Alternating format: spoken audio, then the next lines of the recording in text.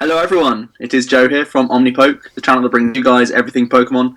And today I am here with Jack, and Hello. we are going to be reviewing the full Ancient Origins set, the most recent set to be released. I think it comes out later on in the week, just a few days away now, so very good time to discuss what's coming out in this set, and there's plenty of good stuff to discuss, so let's hop straight into it. And Jack, do you want to kick us off? Yep. So first off, as you can see, we've got one of the most sort of influential cards in the set. We've got Vileplume with the Irritating Pollen ability, locking both players out of item cards. Obviously, a super strong ability. Debatably, sort of it's definitely I think one of the strongest we've got at the moment, just because of how sort of disruptive it can be. So what we've done, we've sort of listed a couple of different Pokemon that you may see paired with Vileplume. The reason why Vileplume's so good is obviously we've got the new stadium in the set, the Forest of Giant Plants, letting you evolve your grass Pokemon straight away on your first turn, and as soon as you put them into play. So you can get Vileplume up turn 1, and if you've got a deck dedicated to it, you can probably do it relatively consistently as well, meaning that no one's going to be playing item cards from turn 1 unless they find a way around Vileplume's Irritating Pollen ability. There are ways around this. Obviously, Vileplume is a sort of pseudo reprint of a Vileplume that was released back in Heart Gold Soul Silver Undaunted, which had the exact same ability. I'm pretty sure it had pretty much the exact same stats, to be honest. And it was a lot more influential then, because there's many different ways we can get around this Irritating Pollen ability nowadays. Back when Vileplume was released, there was not really many ways to get around it, and if you were playing against Vileplume, you were pretty much item locked for the rest of the game. But we have things like Lysander and the new Hex Maniac. There's lots of different ways we can get around the ability and bag ourselves at least one turn of being able to use items, which is really strong, and even find ways of being able to stop the Vileplume being in play anymore and taking knockouts on it.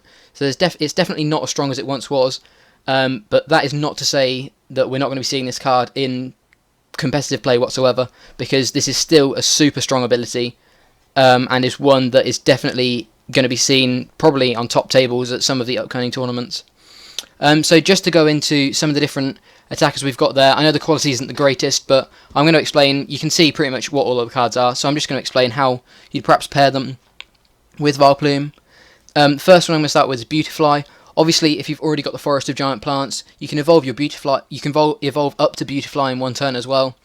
And Beautifly has the Miraculous Scales ability, stopping your opponent's EXs doing any damage to Beautifly. So obviously this is sort of a lock-based deck. Your opponent can't play items and then can't deal damage with their EXs to Beautifly. So you can just completely lock down some decks. Anything that doesn't really play any non-EX attackers is going to really struggle against Beautifly if they can't get past either of these abilities. So yeah, that's definitely one way we could see Vileplume being played. Another type of lock is just above it, Mega Ampharos. Obviously choosing to paralyze your opponent, meaning that they can't use switching cards or retreat with Irritating Pollen as well. And then you can finish them off the next turn. Sort of a bit like the Excelgor Trevenant deck that was released, or that was in play when X and Y was first released with Trevenant. I don't think this is quite as strong because it's a lot clunkier, and the Mega Ampharos, it sort of suffers from doing a little bit too much damage with this paralysis sort of based attack. But we're going to talk about Mega Ampharos a little bit more later on. And then finally, the other lock card we've got here that isn't just pure power is Giratina EX. Giratina is another super locky card, with his ability negating damage from Mega Pokemon, and then his attack locking down Special Energy, Tools, and Stadium cards. So all of a sudden, your opponent cannot play much at all. They can play basic Pokemon, they can play basic Energy, and they can play supporters, and that is it for the turn. So another, probably the most popular archetype that people are talking about regarding Vileplume.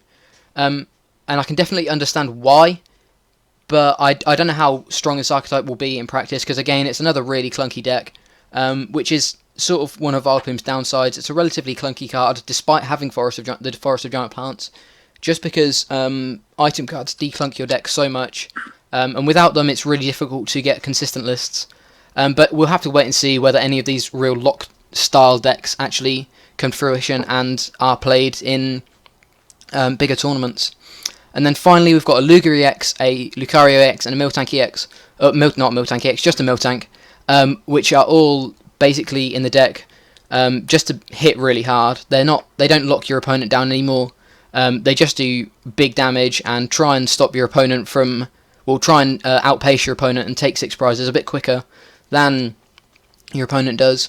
Obviously, the new Lugia doing 20 times the amount of energy on both your active and your opponent's active, which is the same as Mewtwo of the past. So we know how strong Mewtwo was at the time.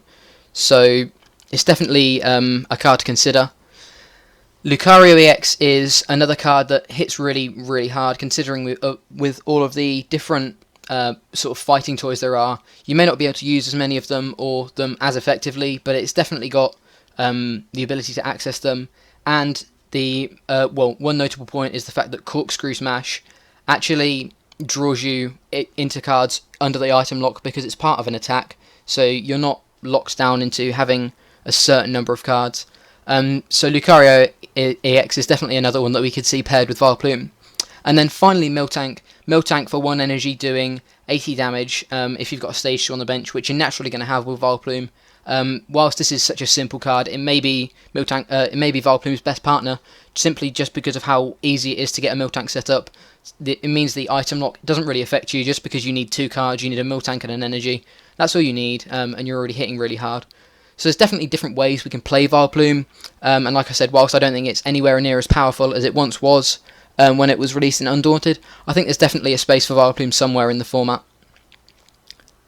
Yeah, I definitely echo that. We know that item lock is always going to be a powerful factor.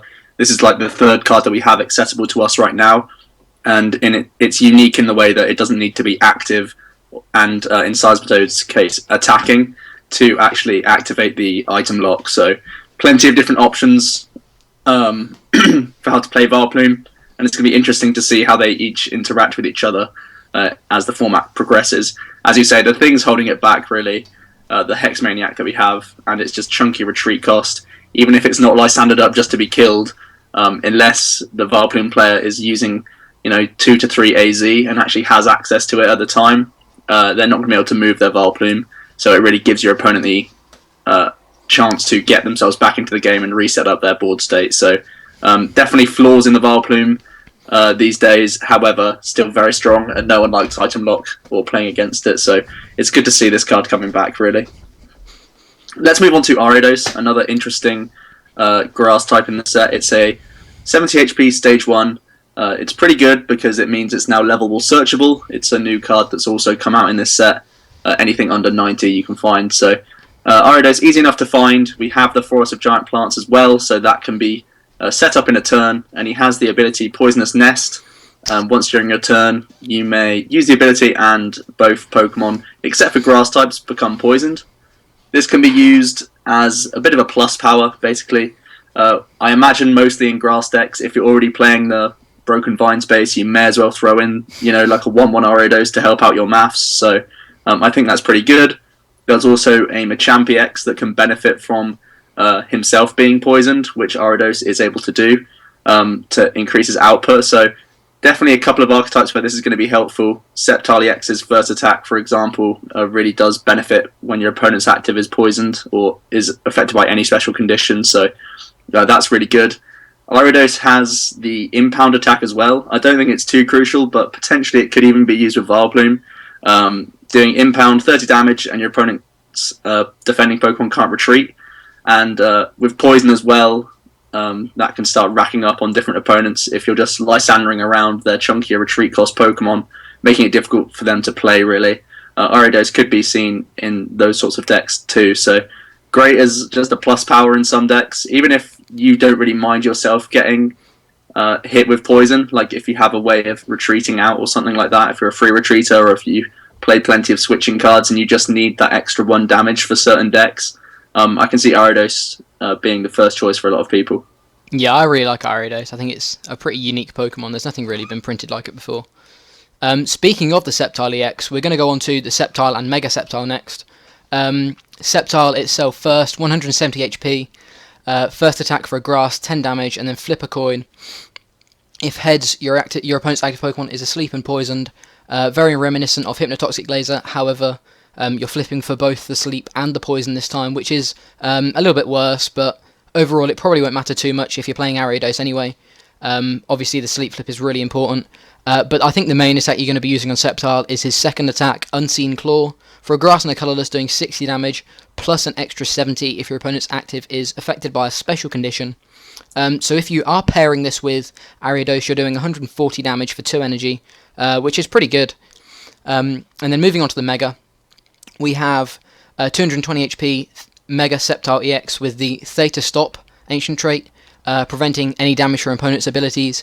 Going into X and Y on, bats are super good, and basically this means that the bats won't be doing any damage to Mega Sceptile, meaning that you're going to have to hit through 220 hit points of damage rather than just, being able to sort of bat drop them down and make it a little bit easier on you.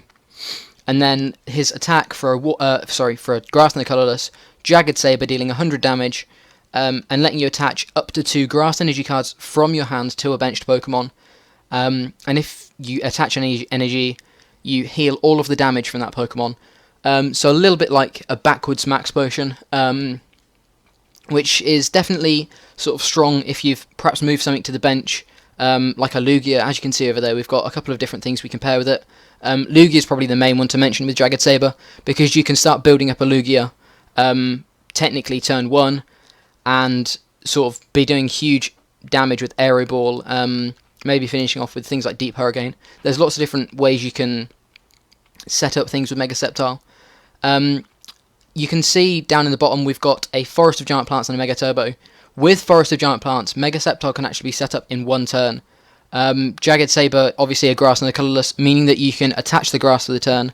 It does have a Spirit Link, so you can evolve it straight away into Mega Sceptile with Forest of Giant Plants, and then drop a Mega Turbo on it if you've got an energy in the discard, and all of a sudden you're doing Jagged Saber for 100 damage on turn 1, and you're setting up something like a Lugia or a Giratina, which is so strong. Overall, I think Unseen Claw is a better attack, just because of, it is a better sort of damaging attack. I feel Jagged Saber is more of a utility attack. Perhaps you're going to be Jagged Sabering and then Unseen Clawing into a Mega, which you're going to be able to 2-shot, but you're also going to be setting up a Pokemon at the same time. Mega Sceptile doesn't trade amazingly well, just because it doesn't quite deal huge amounts of damage. But I think definitely both of Unseen Claw and Jagged Saber are really, really useful attacks in different circumstances, and there's definitely different ways you can manipulate these attacks. Obviously, you're doing 240 damage when using both of those cards, including an Ariados, meaning that you're going to be sort of knocking out all Megas. So there's definitely ways around Mega Sceptile not doing all that much damage. The other things you can pair it with are, we've spoken about the Lugia EX. Giratina EX is another way. This is another way you can set up Giratina. Giratina has a really awkward energy cost, obviously because it's a dragon type. We've got 2 different types of energy. The Mega Sceptile will just help with that. You can attach 2 grass energy, just sort of naturally, and then a double dragon to finish off the setup for Giratina and being able to Chaos Wheel turn 2. This is probably one of the quickest ways you can set up a Giratina, but it may sort of be inconsistent because being able to get out a Mega Sceptile in 1 turn, it may be not as easy as you first think.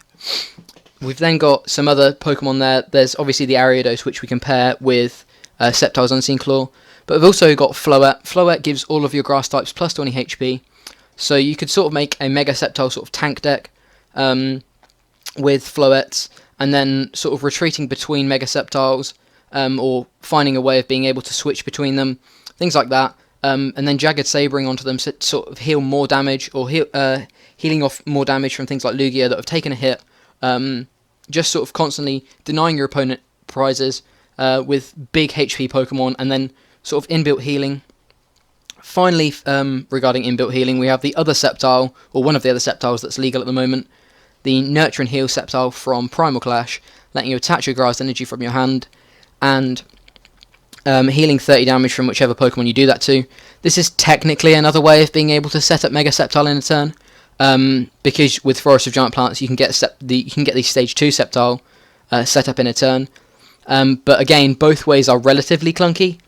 I do think Mega Sceptile is the best Mega we've got in the set. The Megas are kind of underwhelming, but I think it's definitely one of the best sort of archetypes coming out of the set, because it's sort of already all inbuilt for you with all of the grass support. You've got Unseen Claw, which does more damage with Ariados, which you're probably going to be running anyway. You've got Mega Sceptile, which is setting up things like Lugia, which you're probably going to be running anyway. There's just so much sort of inbuilt support for grass in this set. I think it's definitely gained a huge boost from what we've seen so far. Yeah, it's definitely one to keep on the radar. Just immediately looking at the card, it has a real likeness to Manectric EX and Mega Manectric EX. Just low energy cost, relatively okay output. Obviously, we can increase it with Ariados, so sometimes we're hitting Megas and stuff, doing enough damage for the most part to kill stage 1s and 2s. And obviously, grass typing is going to really help us out at dealing with Seismitoad. I still think in XY on, Seismitoad Batis is still a genuine threat of a deck. Even though it doesn't have Laser Bank anymore, I still feel like Toad is just so strong that you can't write it off. So Sceptile is probably going to be played to be a big check to that deck. One awkward thing for Sceptile is that we do have a new Flareon in the set that allows stage 1s to become additionally Fire type, and that means all of your healing and dealing of 100 damage and stuff and setting up things on the bench is going to be less influential, but when you just get prize traded 2 for 1 each time, thanks to the weakness the Sceptile has. So definitely challenges for this card, but just looking at it on paper, it has nice stats. It can attach energy. It has Max Potion, which, Manectric doesn't have that anymore. One of the reasons why it's so good is the healing aspect that it does have. Now it has lost Max Potion, but Sceptile has the inbuilt healing in himself as well, so a lot of good things to discuss about Sceptile, and he's definitely going to find himself in the format in some capacity. Let's move on to, again, another fantastic grass type. Grass seems to be a huge type in this set, and it is Vespiquen, and I personally did a real jump for joy when I saw this card revealed. It is absolutely fantastic. It's basically like a buffed version of an old Flareon from Plasma Freeze, I believe it is. Yeah. And it has the second attack, for a double colorless energy, Be Revenge. It does 20 damage plus 10 more for each Pokemon in your discard pile. Pretty much an absolute reprint of the attack Vengeance that the Flareon card had. But Vespiquen's even better because it has a free retreat. It has 90 HP, which means you can level ball search this card out very, very easily. And he also has a decent utility attack called Intelligence Gathering for 10 damage and draws you back up to 6. Really, you're only ever going to use that if you've missed your DC or something. But overall, it's a good utility to have if you really need to. I just really love using this Vespiquen. Already in testing, it's doing well. It can just hit like a truck. Definitely because we have these new evolutions that you can see to the right here. Means you can get type coverage on so many things. Vespiquen already being a grass type is fantastic at dealing with stuff like Seismitoad and the primals as well. And then there's Flareon, Vaporeon, Jolteon to help you out in other sort of dodgy matchups, which is cool. We also have a new Unknown, which is ability allows you to draw a card in exchange for discarding it from your bench, which just helps your Be Revenge attack even more. Something stuff like Night March can't do currently is get their Night March in the discard pile without when they're under train lock, unless they use Sycamores. Unknown gives you that sort of help in those sorts of situations to help your Be Revenge get powerful even under these train locking decks, at least somewhat. And it helps you keep milling through your deck into stuff like Sycamore, which is really cool. I really like Unknown as a card on its own, but it obviously combos nicely with Vespiquen. We have Forest of Giant Plants, so Vespiquen can be got turn 1, technically, for his attack, which is pretty crazy. And a lot of people are speculating he's going to be in his own deck. He could also feature as like a 1-1 or 2-2 of in a Night March based deck that I believe will remain strong, even though Mew goes. It does lose a lot of power via Mew, but it's still very fast and has great type coverage now. Definitely if you play the Vespiquen, you have really nice type coverage and a free retreater as well, which is fantastic, something that Night March desperately needs, in my opinion, to help you decide what you want to go into later on in your turn if you've just taken a knockout. So really nice non-EX that's easily searchable and can hit huge counts of damage for just double colorless. Everything points to this card being really good.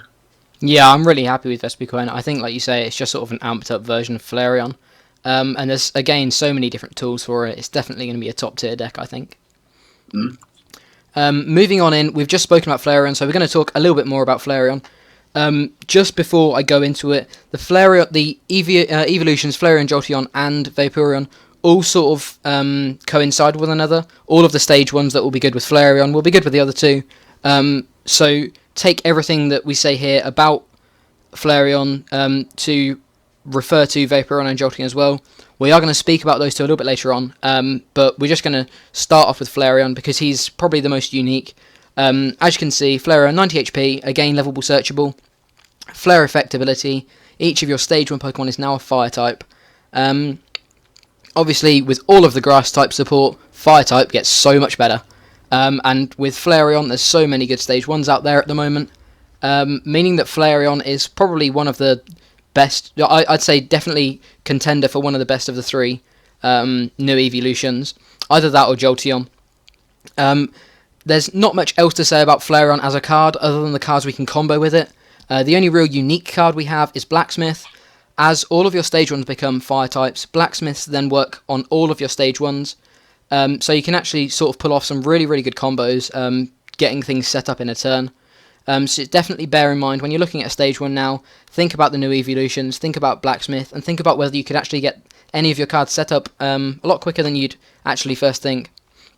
But as you can see, the first two are relatively obvious. We've just spoken about Vespiquen, and Raichu, obviously Circle Circuit is one of the most powerful attacks at the moment with all of the Sky Fields around, and all of the checks it has against things like Mega Rayquaza. Raichu is definitely a serious contender for being partnered with Flareon, just because it already deals with Mega Rayquaza itself. It then deals with all of the grass types as well. It's a naturally good attacker. It's got free retreat. It works off of double colorlesses. It doesn't require any energy normally, so it can be set up with Blacksmith. There's just so much going for both Raichu and Vespiquen at the moment. They're both really, really kind of splashable attackers that just do so much damage at the moment, and I think we'll definitely see some really, really important plays in the upcoming tournaments. Some more things to consider though. There are a couple of others that maybe you haven't really thought about. First of which is Starmie. Starmie doing 70 damage if you've got the same amount of energy attached to Starmie as your opponent's Pokemon. And with the fact that it's a colourless energy, you can actually run this with Dimension Valley, and you can just spend your time sort of picking off things with Lysanders. If you attach no energy, you can pick off something from the bench with a Lysander that they haven't really attached energy to, maybe just something that they just have as a bench sister, like a Vileplume or something. You can attack with Starmie for free, and actually knock out a Vileplume if you've got a Flareon on the bench. And yeah, it's definitely a serious card to consider when pairing with Flareon, just because a lot of people just sort of have bench sitters and then rely on attaching energy just to their attackers. You can actually just go for their bench sitters and take 6 prizes that way, without even running a single energy in your deck. So that's definitely a really interesting concept. Another interesting one is Hopeless Scream Shedinja. Obviously this card is super interesting, and everyone's sort of tried to make it work. I've even tried myself to get a really consistent Hopeless Scream list, and it hasn't quite come to fruition yet, but at least now Shedinja has multiple different types it can take. Shedinja was really good against Seismitoad simply because for 1 energy you could knock out a Seismitoad if you had 2 damage counters on you. You can now do the same against any grass type, normally X's, non-megas, without the sort of tool, but with any non-megas you can one-shot them, and then non-megas, or even if you've got the tool, Mega Rayquazas. There's just so much you can actually one-shot with a Shedinja with 2 damage counters on it. I don't see too much hope for Shedinja. I don't think it's all that good, but I think it's definitely a really interesting concept, and it's definitely going to be one I'm trying. There's just so many different things you can do with the 3 evolutions. It's definitely going to be one of the most, I think, unique concepts we've got. We've then got the Delta Plus Swellow, just a card that you can finish off, sort of a Shaman or something like that off with, to take 3 prizes to finish off the game. Considering it has now 3 different types. Obviously, Swellow wasn't all that good simply because you never had weakness on anything, meaning that you didn't really ever do more than 30 or 50 damage, or 70 if you had a muscle band. Now with types, you can then double your damage, and all of a sudden you can be taking 3 prizes on things like shamans and stuff, just for like a DCE and energy, and then a muscle band. You're taking 3 prizes on a shaman on a stage 1, which is really, really interesting, and definitely a really sort of interesting concept to consider. Another one that very few people are talking about, but I think is definitely going to be an important one, is Dugtrio. Dugtrio obviously is a fighting type and has all of the fighting type toys with strong energy and Karina. Earthquake for 1 energy doing 60 damage and then 10 to each of your bench. In the long run, the 10 to each of your bench is really irrelevant when you're doing 60 damage base for 1 energy, not including any modifiers, and when you have 4 different types. Earthquake is really, really strong, I think. And then the Rock Tumble is a relatively irrelevant attack compared to Earthquake, but you do ignore resistance with your second attack, which is definitely always a useful concept. And then Dugtrio again is also, all of these so far have been levelable, searchable, so there's just so much support. The other evolution that we can run with the Flareon, Vaporeon and Jolteon is Leafeon.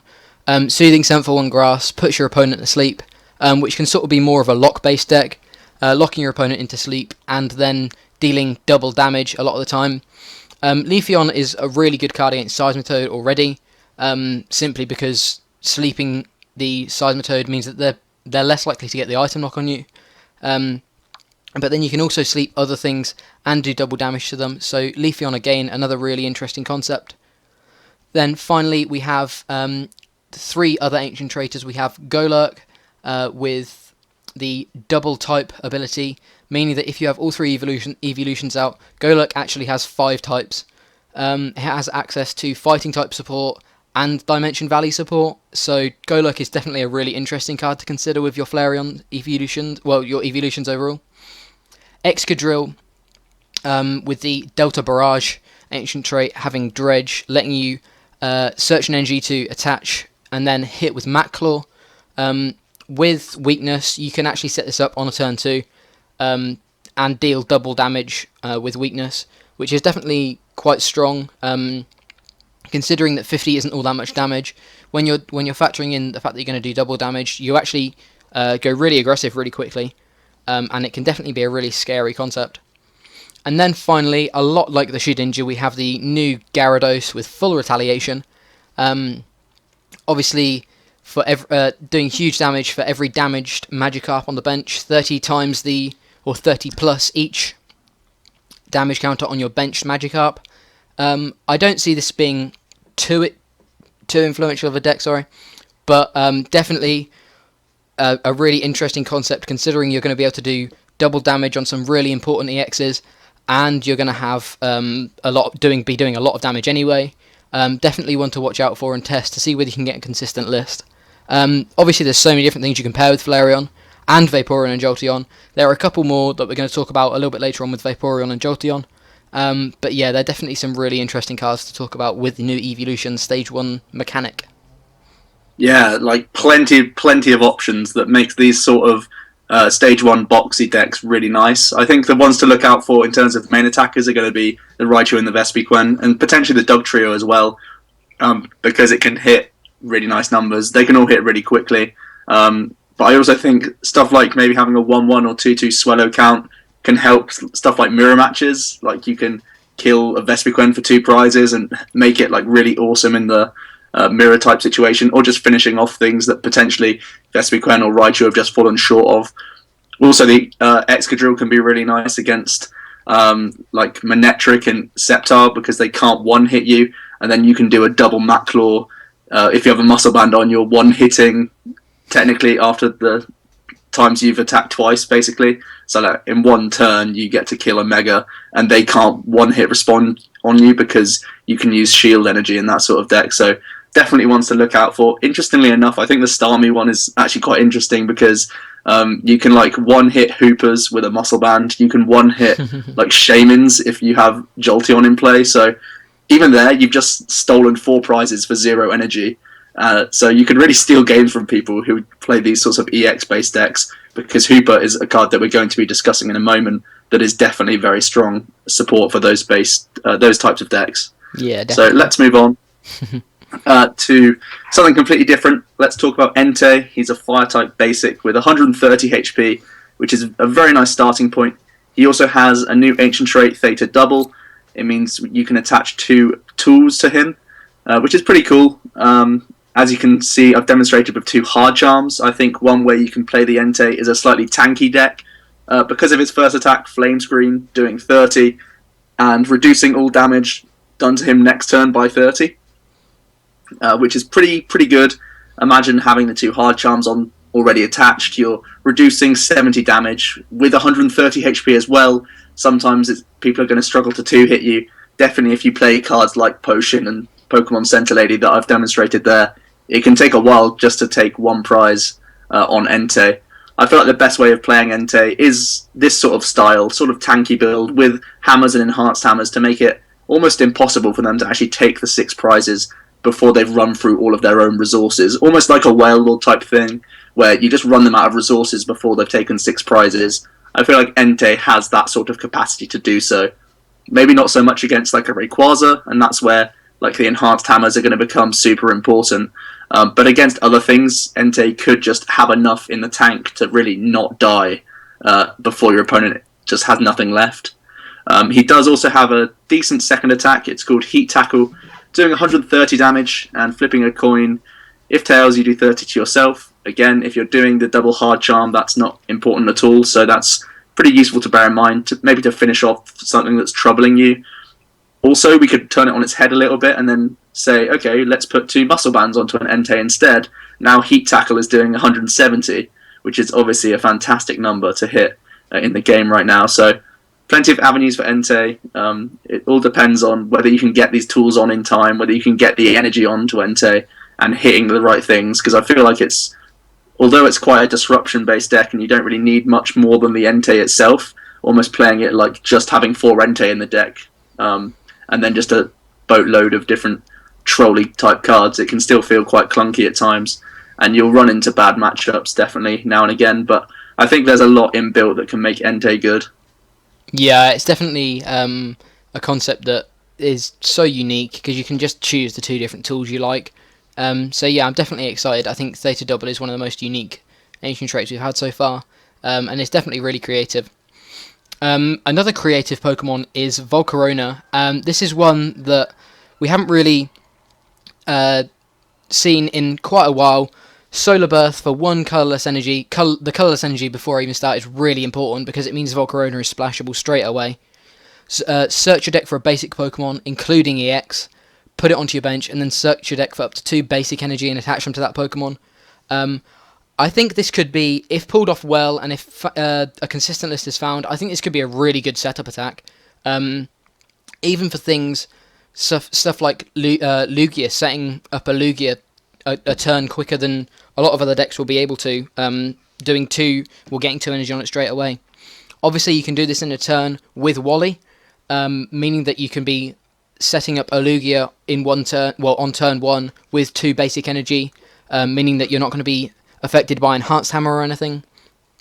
I think it's definitely an interesting concept. I'm not 100% sold on it yet, and I'm not too sure how influential Solar Birth will be on the format, but I could definitely see some sort of speedy setup deck for big EXs, especially with the fact that Volcarona has a colourless energy cost. I think it's definitely a very interesting concept that you should try, just because it may be another way of being able to set up a really quick attacker, a really strong attacker, just that little bit quicker to start punishing your opponent for having a little bit slower setup than you. Again, I'm not 100% sure how consistent this deck will be. Obviously, Volcarona is a stage 1, which is going to clunk up your deck to an extent anyway, but it's definitely one you should test, and I think it's definitely one of the most unique attacks we've got in the game at the moment. I don't think there's really anything like this other than Volcarona itself. Yeah, it's a really interesting proposition, really. You obviously the dream is trying to get a turn 1 Wally, and really to pull that off consistently, you need to dedicate probably 7, or maybe if you just played like 2 Volcarona. So just in Pokemon, that's 4 Larvesta and 2 to 3 Volcarona and 4 Wally on top of that. It's really going to clunk your deck up a lot. And if it's really worth it, just to get technically an extra single attachment, because you attach the turn onto Volcarona, of course, I don't really know if it's going to be worth it for the majority of the time. It can be helpful to decks that just don't have energy acceleration. Maybe even the new Machamp we see, although you do have Landorus to help you accelerate fighting types at the moment.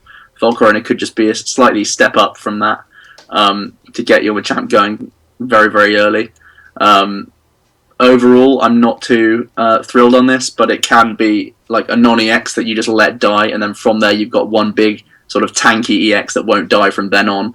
Other than that, not too impressed by Volcarona, but I feel like some people might try it just because it looks really nice on paper, but for the majority of the time, if you don't get the Wally turn 1, Volcarona's just slow anyway.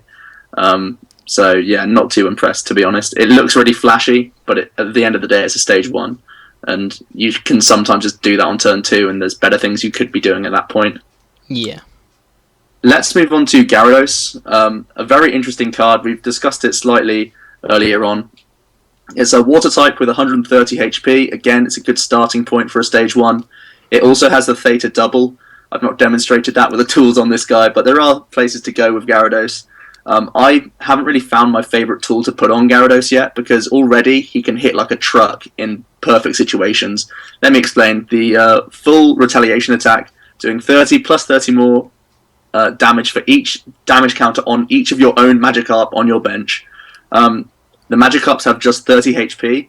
However, we have the Stadium Team Magma's Secret Base, which when you put a basic Pokemon onto the bench, both you and your opponent, you get to put 2 damage counters on it. So the dream is getting 3 Magikarp on your bench, all with 2 damage counters on it. We also even have Archie, so it's a potential that we can get 4 Magikarp, all with 2 damage counters on it. And full retaliation is doing ridiculous damage, one-shotting even Mega Pokemon at that stage. You would have to play stuff like Max Revive. Potentially that means that Lucky Helmet could be the play for Gyarados as one of its tools, because to re-trigger the Magma's Secret Base, we can't use Revives. This is, of course, assuming that people are going to try and target the Magikarps, because that's probably the best way of dealing with Gyarados. Obviously, the Magikarps only have 10 damage on them, so you can just use anything, and at the same time ruin their sort of output that Gyarados can put out. But just a DCE cost is kind of cool.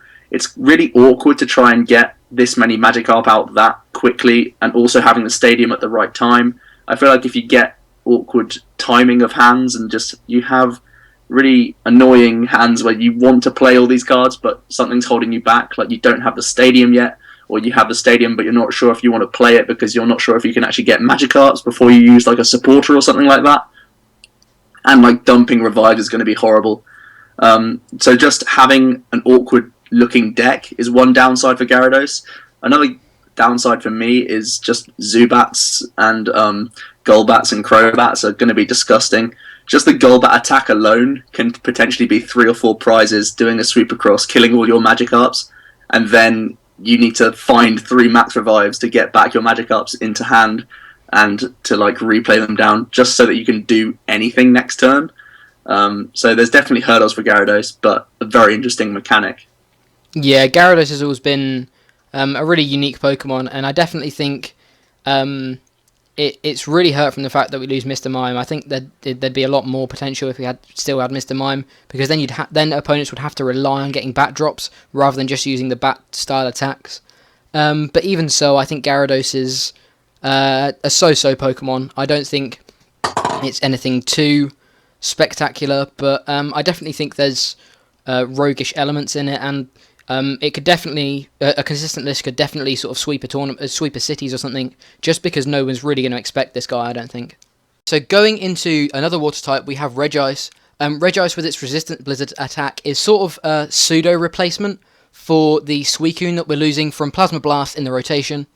Resistance Blizzard doing 70 damage and preventing all damage, all effects and damage from your opponent's EXs next turn.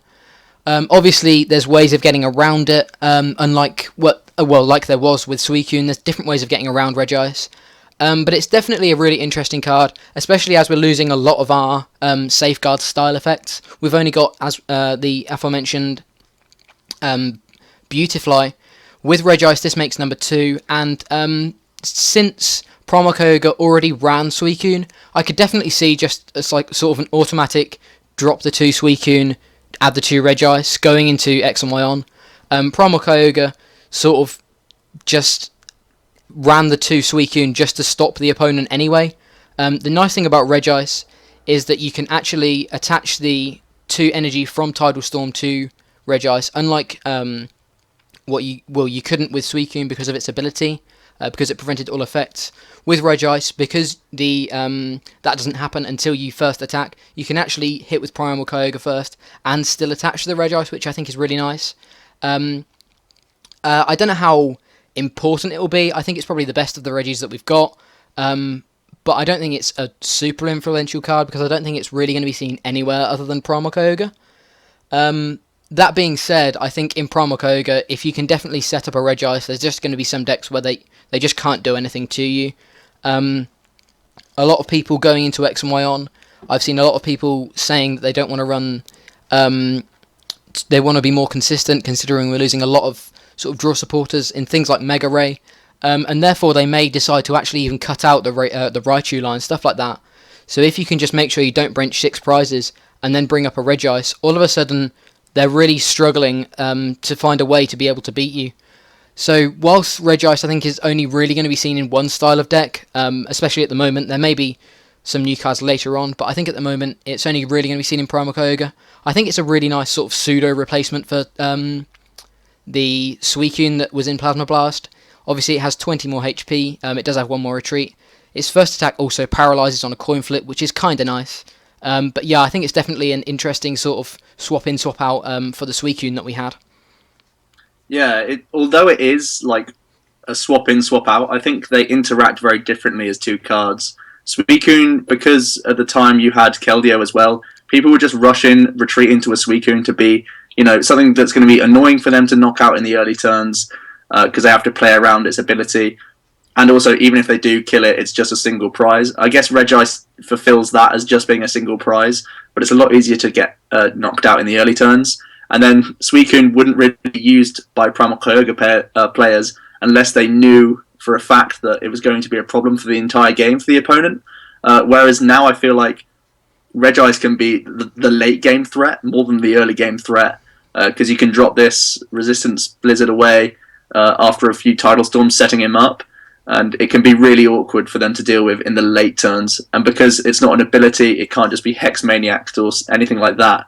It's always going to be around. And like you say, if you don't bench the 6 prizes, which is actually really easy to do with Primal Kyogre, because it really doesn't need anything for the bench, Regice can be a real threat in the late game, I think, because it's very similar to the Hippowdon.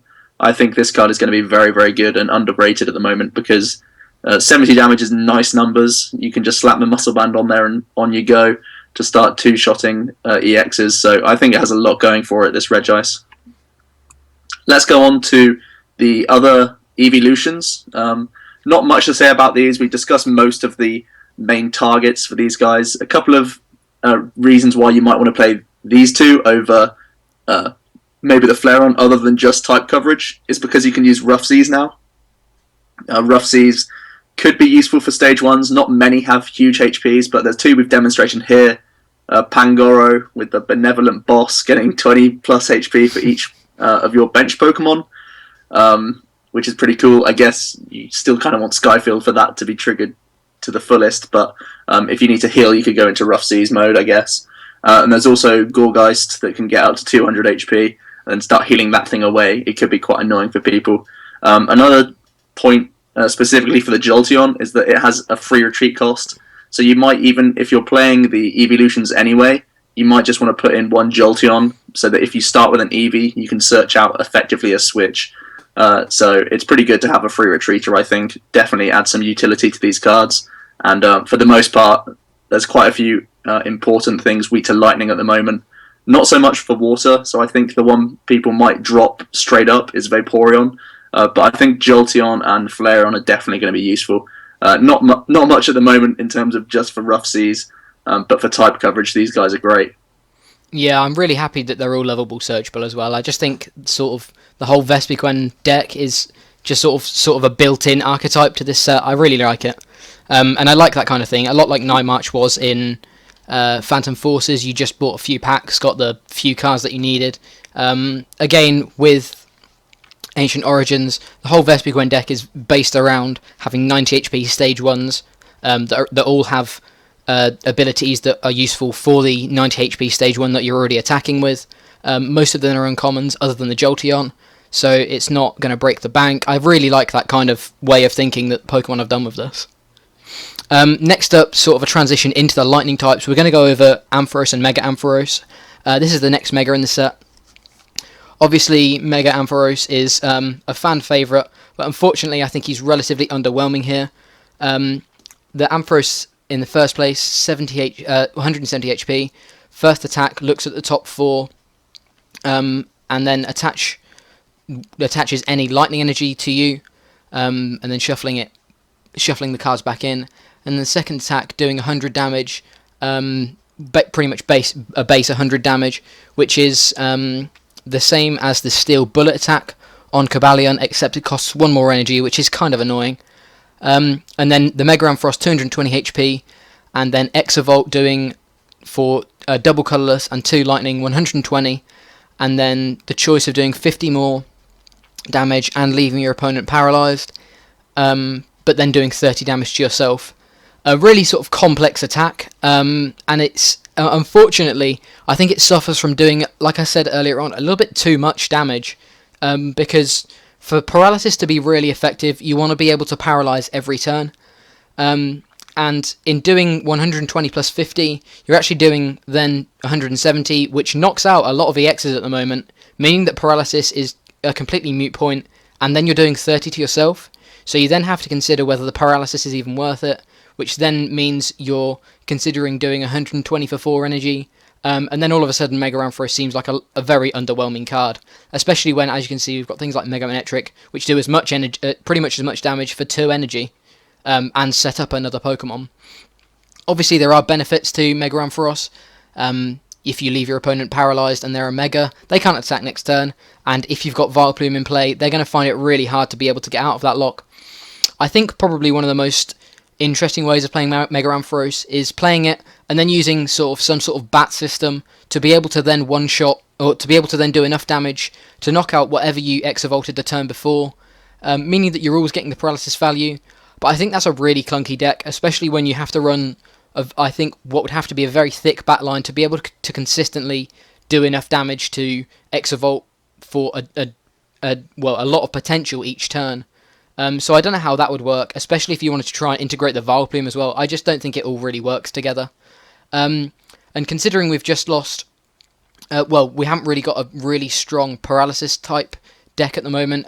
It's kind of a little bit upsetting that Mega Ampharos didn't have a more usable attack. I think it's really unique, but I don't think it really works. Obviously, it can be paired with Mega Manectric to sort of speed up the attachments. And again, I suppose you could technically get it set up in a turn if you have 2 Mega Turbos and a DCE. But it's all hypothetical, and I think Mega Ampharos is slightly underwhelming. The final card you can see there is Rough Seas. Again, a lightning type, which means it's covered by Rough Seas, meaning it has a little bit more stopping power than some of the other Megas out there. But on the whole, I think Mega Ampharos was sort of cut a short deal here, really, and sort of had a very showy attack that on paper seems really cool, but actually in practice doesn't really work out with decent numbers or anything. It's also kind of upsetting that he isn't a dragon type as well. That would have been really cool. Yeah, being a dragon type would just be the dream, really. Unfortunately, he's not, and he's just kind of clunky. Like, if you want to play all these Mega Turbos and stuff, it means you can't really play the Vileplume. It's sort of like a soft lock that people can then get out of, and then really you're just doing a mediocre attack most of the time and just forcing them to find a switch, really, at the end of the day, which isn't that difficult. I feel like the Thunder Rod doesn't really outweigh the fact that Exavolt is still really expensive. I think if you're playing a Mega Ampharos deck, you probably won't be playing more than 9 Lightning Energy anyway, so that doesn't really give you that many good odds to get the Thunder Rod as like, oh, okay, cool, I'll be attacking with 4 energy next turn, definitely.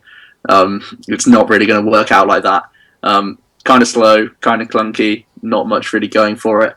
Unless you do somehow get all of this stuff going in like 2 to 3 turns and have, like you say, either the bats or the Vileplume all working in your favour before your opponent is really able to do anything to this guy, which, isn't really going to happen in competitive. So, kind of flashy, interesting stuff, but overall too clunky in my opinion right now.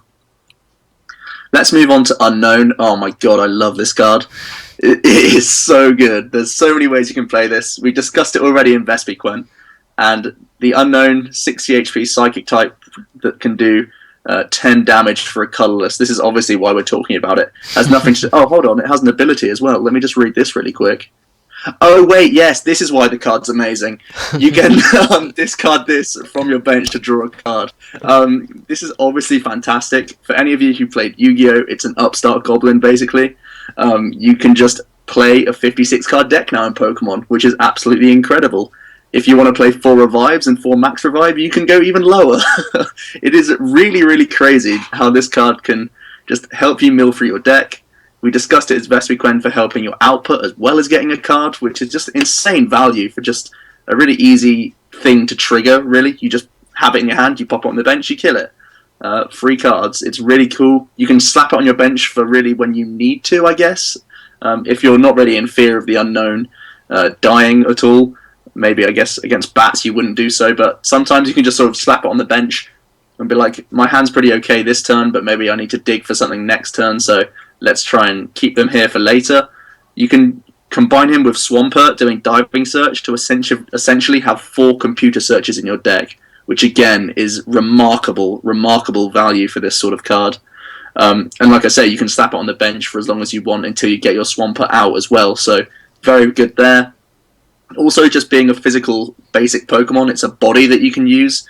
So for these sort of speedy decks like Raichu and Rayquaza, like I say, keep them on the bench for as long as you need to, just to improve your output. And then when you're digging for things later on, trying to find that last DCE, you can start using that ability Farewell Letter to get you into more cards to help you finish your combo.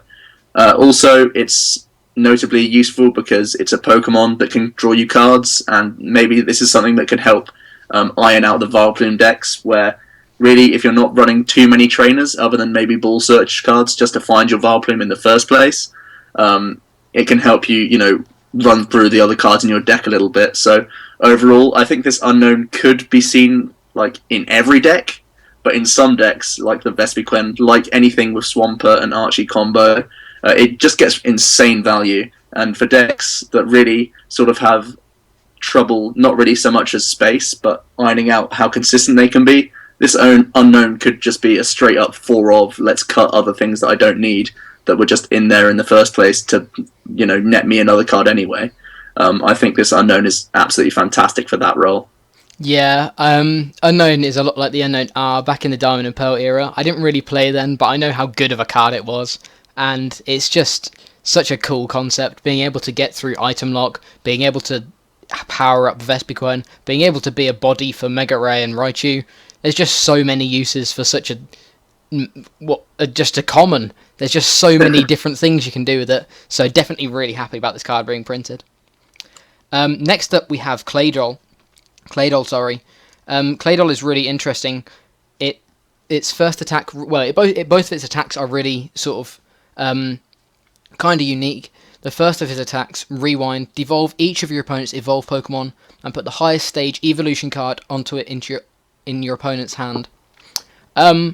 Whilst initially you may think, oh, well, they're just going to evolve it next turn, if you really think about it, if you can deal enough damage with things like bats or the Meowstic we have up there with the Ear Influence attack, you can arrange the damage so then you can take 6 prizes with Claydol because they remove all of their top evolutions and all of a sudden their 70 HP sort of basics have already got 70 damage on them. Well, they're gone. All of a sudden your opponent's hand clogs up with all of these Pokemon they can't really use, and you can take multiple prizes in a turn. We've seen concepts like this before, and whilst I don't think Claydol will be a particularly big concept, at least for a while, because evolution decks, whilst they're on the rise a bit more, I'm not 100% sure they're quite at their pinnacle yet. Obviously, big EXs aren't really affected by Claydol because you need to do so much damage before you're even actually getting any value with Rewind on Megas.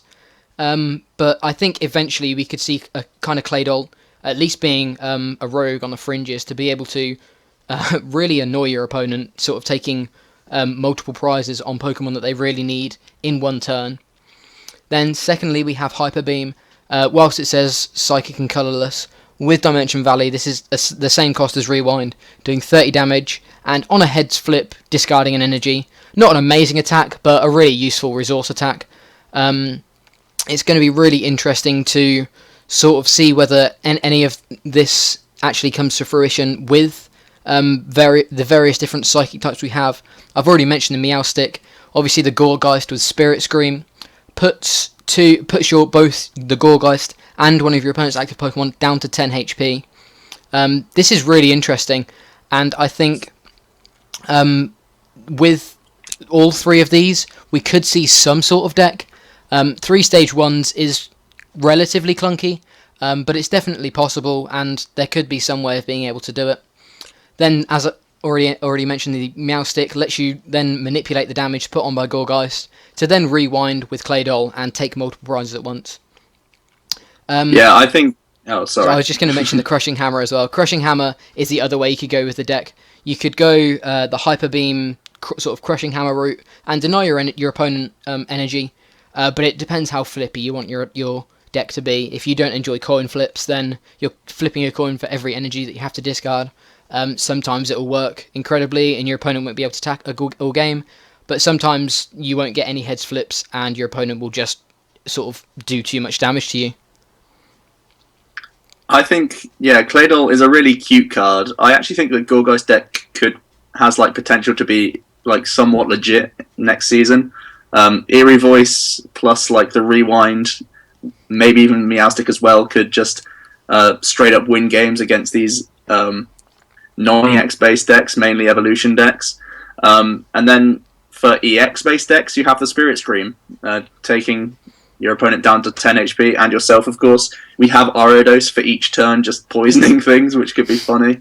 It gives you a bad matchup against grass decks, I guess. But other than that, Gourgeist often suffered by not having the things in hand at the right time, as well as the fact that Spirit Scream is 2 Psychic Energy. We can't really mitigate that too much right now, other than maybe running EXP shares.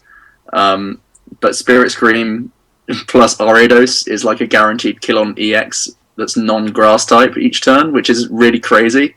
So you have like coverage over both decks, I guess, with like a 1-1 or 2-2 Claydol that you play. You can finish out games on, anyone running the Bats or, the Raichus, the Vespiquens, hilariously quickly as well. So I think Claydol's pretty cute and a nice card to help Gourgeist out a little bit, to actually make spread damage somewhat relevant, maybe. So that's pretty cool to see. Next up is Golurk, another Psychic type, but he's also a Fighting type, thanks to his ability, Double type, which is pretty awesome. This gives him a lot of support available to him. He can use Dimension Valley, so that the superpower attack for 4 colourless now becomes 3 colourless. And then we could also potentially switch it up and go to Fighting Stadium to do 20 more damage, however you need to go. And of course, when his ability is online, you can use Strong Energy. It's kind of risky because if you get Hex Maniac, it's essentially like a Crushing Hammer or I guess an Enhanced Hammer at the same time. So that's something to worry about. But this is another card that's been discussed with the Evolutions, because now he can have 5 types incredibly, which is really, really strange and ridiculous. I think with a Flareon, you can get set up turn 1 by going Dimension Valley, Blacksmith, and Single Attach, which is actually hilarious to think about, seeing as though it's a 4 energy attack. Obviously, that would be a cute, and every now and again that might happen, but it's not something to really base your deck around. His attack itself, I've discussed it a bit, 4 colourless energy, is 80 damage, and you may do 40 more. If you do, you do 20 to yourself. Interestingly enough, because he's Psychic type, we're not sure if he's Psychic and Fighting type, so he has himself a Fighting resistance. We're not sure if this actually takes effect on him yet. I've not checked the rulings much, but we believe that it wouldn't have any effect and you just do 20 to yourself, because I don't think resistance works on your own Pokemon doing damage to themselves. I could be wrong on that, maybe comment below on that. Either way, Superpower's numbers itself is really nice in my opinion. 80, and imagine you are hitting ×2 pretty much everything when you're Golok, because you have the potential to be 5 types with these evolutions. So Superpower doing 160. Obviously, if it's a Mega, you can choose to go up to that 120, which becomes 240 damage. Like I say, Strong Energy is there for you to hit on EXs a bit easier as well without having to harm yourself. The only issue is the attack cost is still big, even with Dimension Valley. It's going to be quite a mission to get plenty of Golok set up throughout a game, and having 130 HP really isn't enough at the moment because there's so many things that can hit that quite nicely. But overall, just a really interesting ability. Giving him up to 5 types is going to be fun, I'd say. Yeah, it's definitely a really cool Pokemon. Next up, we have the frontman of the set. We have Hooper EX. Hooper EX is definitely probably one of my favourite EXs in the set. It's just so useful. Scoundrel Ring, when you drop it from your hand onto your bench, you search your deck for up to 3 EX Pokemon that aren't called Hooper EX. And as you can see there, you get the Rayquaza, you get the Shaman, you get the Mega Rayquaza. You get the Rayquaza, you attach the Spirit Link, you evolve into Mega Rayquaza, you then Shaman for 6 cards, and you're laughing.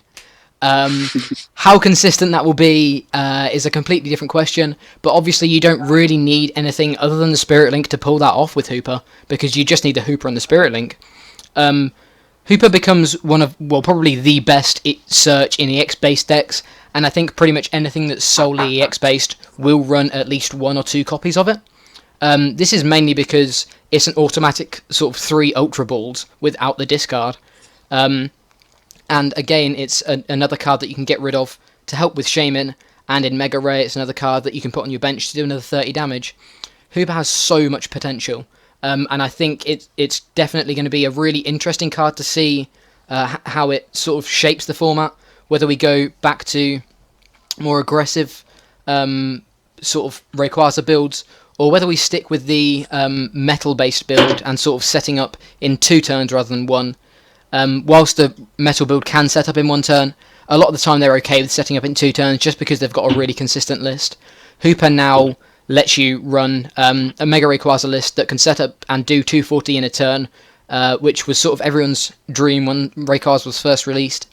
This is now so much more possible. So this has so much more possibility now, considering that Hooper searches for 3 of your really important cards, and if you're running 2 Hooper, you can Ultra Ball into like 3 or 4 cards, which it translates to 120 damage.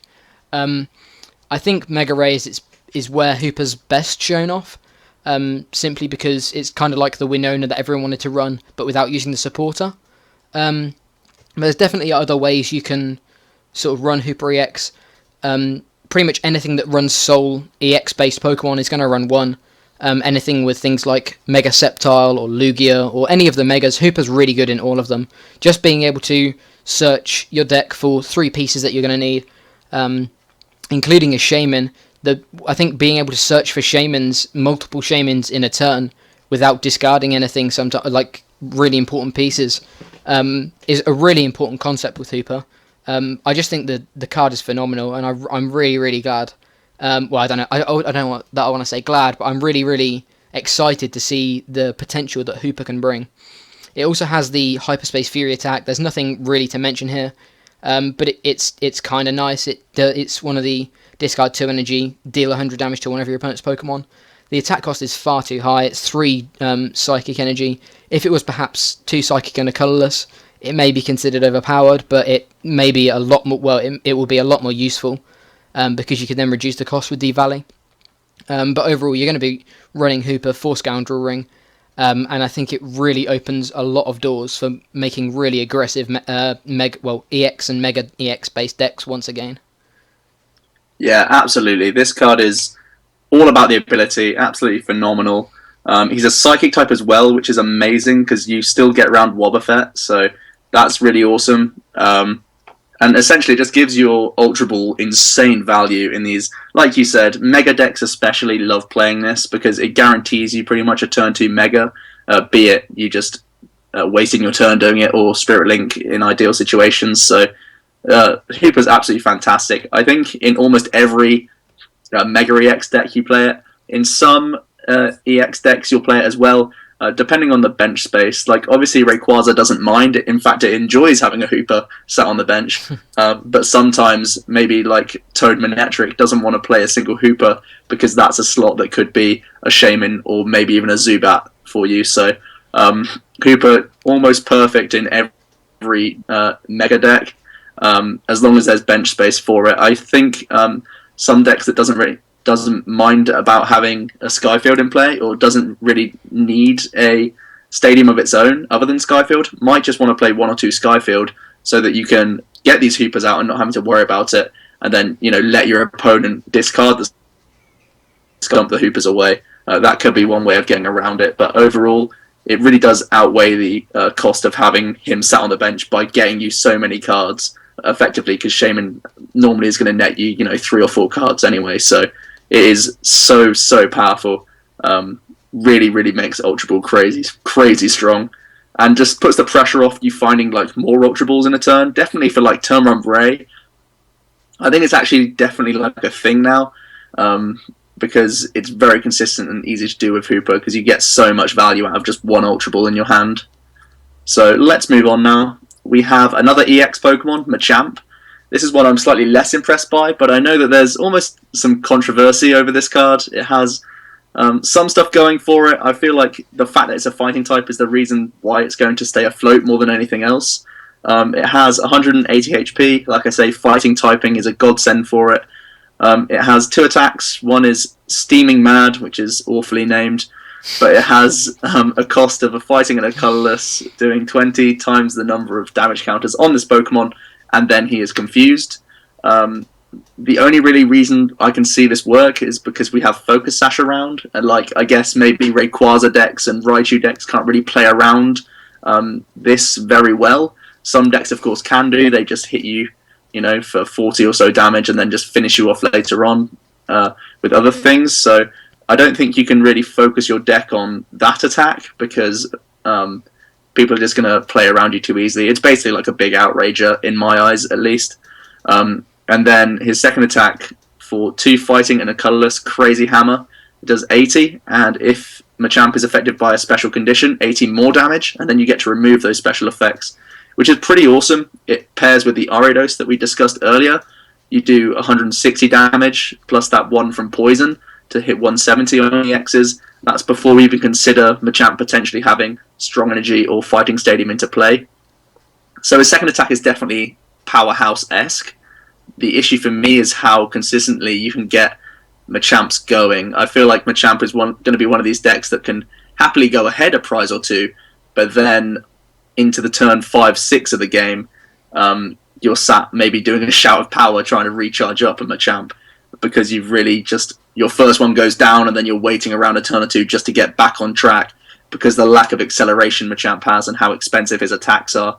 Potentially you use Machamp to go for a Crazy Hammer for a first knockout on an EX, then Steaming Mad gets your knockout on the second, and then you use maybe something like Horlucha to try and sneak a prize with a Lysander on like a Shaman or something like that. Maybe that's a way to go down, but definitely against non-EX decks, Machamp is going to get hated on really hard in my opinion, because they're not going to be able to set up, 3 Machamps able to do Crazy Hammer before your opponent is able to knock out all your dudes. It's just not going to happen against these non-EX decks. So I feel like his attack costs are they're definitely powerful, but they're also quite expensive because he's a fighting type. It's not very easy for him to get much energy on the board.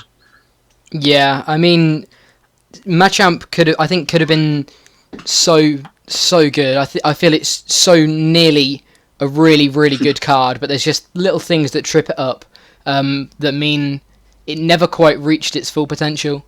I love the whole concept about being affected yourself by special conditions, especially with Ariados. And there's a new trainer in Japan called Heavy Boots that kind of works with Machamp well. But I mean, it's it just never quite reaches exactly, I think, where Machamp really wants to be. And therefore, I think Machamp's... I think it's a little bit sad about how Machamp has ended up overall. Another EX, well, the next EX in the set is Tyranitar and Mega Titar. Obviously, Tyranitar EX, when it was first released, I thought it was one of the most boring EXs we'd had in a long time. Its first attack doesn't even have any text. But then Mega Titar was announced, and I thought, okay, this could be interesting. Now on reflection, I feel Tyranitar is just a little bit too clunky, especially after testing. I feel it's a little bit too clunky. I think it definitely could see some play, and it definitely could see some decent sort of runs, but I don't think it's anywhere near as good as a lot of people first thought it was. Tyranitar itself, 180 HP, dark and double colourless for 60 damage, and then 2 dark and a double colourless for 130, and then 10 to each of your bench. Kind of both really meh, boring attacks. However, the Mega Titar, 240 HP, Theta double, meaning you can have 2 tools attached to it, and then Destroyer King for 2 dark, and a double colourless, 110 damage. This attack does 60 more damage for each damage counter on your opponent's active Pokemon. If there was ever an attack that sort of was overkill, I think this is probably it, because you just do so much damage. So yeah, it's definitely really interesting, and I really like the concept, but it's a bit like Mega Ampharos. You're doing too much damage for it to really be effective, because after sort of 2 damage, you're already one-shotting anything. So the only real consistent way of doing 2 damage and not wasting more damage is Golbat. And whilst this seems like a flawless concept, unfortunately, considering Mega Tyranitar has a 4 energy attack cost, it's really, really clunky. So unfortunately, it doesn't all quite work together. That's not to say it won't work. Someone may find the perfect way of being able to run it, but at the moment, I personally haven't found any real way of being able to consistently get a decent Mega Tyranitar, sort of hitting for consistent amounts of damage that isn't wasting damage, so to speak. It just kind of doesn't really work in my eyes. Obviously, you've got Yveltal to power it up, that helps, and then the Oblivion Wing is really nice to set up a Destroyer King attack. But again, it's just you're then doing sort of 290 damage plus the 30, so you're doing 320 damage. Well, a lot of the time, at least 80 of that damage is wasted. So why not just play something that hits the right numbers that is a bit better with Yveltal? The other thing is, obviously, Tyranitar is fighting weak, and fighting is still a really strong type, simply because it's just got all of its different toys. It's got Karina, which is one of the best supporters going into X and Y on, as well, for fighting types at least. It's got, fighting type has strong energy, it has muscle band, it has fighting stadium, so it makes Tyranitar, despite having 240 HP, kind of really easy to knock out, because you just got to do 120, and fighting Pokemon naturally have relatively big attacks anyway, meaning that Pokemon can really trade well with Tyranitar. Horluchas can actually, with the right combo, Horluchas can actually take out a Mega Tyranitar in one turn, which is kind of scary to think about. Mega Tyranitar, I think, I understand why it's so powerful. Obviously, Destroyer King suits Mega Tyranitar so well, because it is the Destroyer King, but it just does too much damage, which is it's a really weird concept. But it just means you're kind of wasting potential, and wasting damage where you could be sort of taking more efficient knockouts elsewhere. The final thing to mention, Dangerous Energy kind of sort of fits in with Titar as well, but it only affects EXs, so it's not the most useful of energy. It would have been a lot more interesting if they'd reprinted the old Special Dark Energy. But overall, I think Titar had so much potential, but unfortunately doesn't quite work as well as everyone wanted it to. But I definitely could see someone making a really consistent list and doing well with it. I just don't think it's going to be a staple of the format, for the X and Y format to come. I'm not completely in agreement with you. I think there's definitely matchups where Titar can destroy them, literally. Um, but there's sort of like blessings and curses with this card, like you were kind of alliterating to. I think the Theta Double can be immense in certain matchups. Like, it means you can go Spirit Link plus Hard Charm, so that you just have a really nice matchup against Rayquaza, which not many other decks do at the moment, which is pretty cool. But it also means that decks like Toad, they can put double Headringer on you and just make you lose the game just then and there, really. um, so that in itself is a blessing and a curse. It's typing. Being weak to fighting is annoying. Yveltal, though, it can sort of help you out a little bit. Maybe just playing one Yveltal EX even, and then 2 to 3 of the non-EX to help you, one, set up the T-Tar in terms of energy, but also set up the output, which is pretty good. I like that combo a lot. Dangerous Energy, I don't know if I'd play more than like 2 in here, but it can be useful for helping you set up Destroy Kings, which is basically what the whole deck is around. Just set up Destroy King to run through people. I actually like that it has a base of 110, because that means you can still get through all of these non-EX based decks, and then in those matchups you can use backdrops to kill lower HP basics before they've evolved. So the prize trade isn't necessarily awful, although it does seem kind of awkward because Destroy King costs so much energy. I feel like personally I wouldn't play more than like a 3-3-2 count of the bats, because space is already very awkward in when I've tried to build this deck. You definitely need to focus around running the Mega. Like a 3-3 count is necessary at least, but that already limits how many bats you can play. You just want to play 2 or 3 Yveltal, maybe 1 Yveltal EX, like I said. Potentially even a Lugia if you want to go down that route, but if you're playing Dark type energy anyway, you may as well go for the Yveltal. But I feel like it has decent matchups. Built right, this card can definitely do well, but like I say, there's going to be these hiccup matchups. Definitely Toad is like a horrible, horrible matchup in my opinion, because you don't have any defense against these Headringers. Like Manectric as well, if they just play 1-2 Headringer, it can be really awkward for this card. So, but I also somehow see this doing well in certain matchups. Like I say, something that can beat Rayquaza is something to look out for, really, because Rayquaza is going to be a benchmark in XY on because it's so fast and relatively consistent as well. So it has its good matchups, like I say. And also, on a final note, I can see the memes incoming on Verbank already, because I think he can hit up to 13... What is it? 13,910, I think. Jesus. If you hit 230 damage, I think you can do that the following turn. So memes incoming. Definitely send us photos of that if you're able to achieve that combo. That would be awesome to see. So all you got to do is put something down to 200. You put something with 240 HP down to 210. I guess with a Whale Lord you can do an extra 60, so that goes up to crazy. 970. So. Yeah, I want to see that happen. Can someone make that happen for me, please? Yes, let's move on. Send it to us. There's a couple of fairly interesting metal type, more sort of fringy cards. I don't think they're going to be too overpowered, but there's a couple of Metagross been released. The first one on the far left here has 150 HP. Just an interesting ability, Magnetic Warp. It is literally a warp point. I think you have to switch first, and then your opponent switches after, so maybe slightly even worse than Warp Point or Escape Rope, I guess is what it is in the current format. Its attack is not useful at all. It's very expensive, even though it's a metal Pokemon. We don't really see many Stage 2s attacking unless they are at least cheap and decent attacks, which this Metagross doesn't have, but the ability potentially fairly useful. We have very limited amount of switching around at the moment. I don't really see it being huge, though, because the commitment to a Stage 2 is just too much at the moment. Similarly, the other Metagross, the one with Theta Double, it's interesting. It's more of an attacker than a support Pokemon.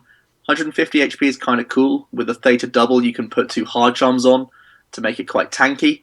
However, the way its attacks go, I feel like the new card Lucky Helmet might be the way to play Metagross, at least one of them on the Metagross at the time, so that you can use his attack to the fullest capacity. Machine Gun Stomp doing 20, plus 10 more damage for each card in your own hand.